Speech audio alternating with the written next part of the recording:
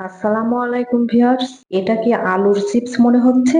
না, তবে এই চিপসটা এতটা মিষ্টি আর মজাদার যা আগে জানতাম না। আপনি কি জানতেন কাঁঠাল দিয়েও এমন চিপস বানানো যায়?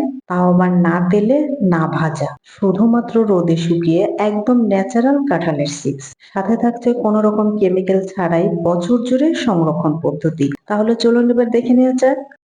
প্রথমেই এখানে কিছু পাকা কাঁঠালের কোয়া ছাড়িয়ে নিয়েছি। এখানে যার যার প্রয়োজন অনুযায়ী কাঁঠালের কোয়াগুলো ছাড়িয়ে নেবেন। আর এখানে লক্ষ্য রাখতে হবে কাঁঠালের কোয়াগুলো যেন অবশ্যই শক্ত হয়। এখানে দেখে নিশ্চয়ই বুঝতে পারছেন কাঁঠালের কোয়াগুলো ঠিক কতটা শক্ত শক্ত টাইপের হতে হবে। ঠিক এরকম শক্ত শক্ত কাঁঠালের কোয়াগুলো নিতে হবে। একদম নরম কাঁঠালের কোয়াগুলো নিলে কিন্তু হবে না। তাই অবশ্যই কাঁঠালের কোয়াগুলো যেন এরকম শক্ত হয়। এখন কাঁঠালের কোয়াগুলোর ভেতর থেকে বিচিগুলো ছাড়িয়ে নিচ্ছি এবং বিচিগুলোর সাথে যে একটা হালকা বাদামি কালারের আবরণ বা স্কিন আছে ওইটাও ভালো মতো তুলে পরিষ্কার করে নিচ্ছি।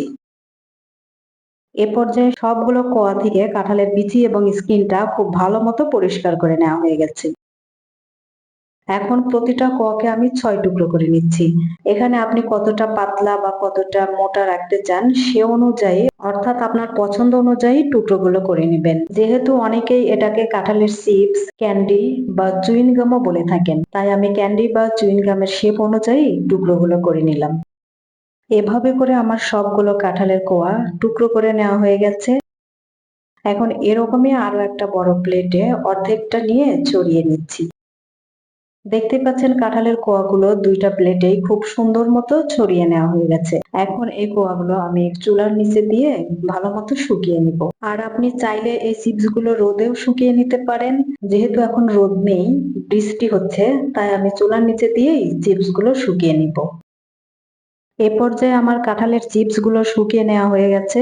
এখানে আমার কাঁঠালের চিপস গুলো শুকাতে ৮ থেকে ৯ ঘন্টা সময় লেগেছে। আর রোদে শুকালে আপনার হয়তো ২ থেকে ৩ দিন সময় লাগতে পারে, কোনো সমস্যা নেই। কাঁঠালের চিপস গুলো দেখতে কিন্তু একদম ক্যান্ডি বা চুইং গামের মতোই লাগছে, তাই না?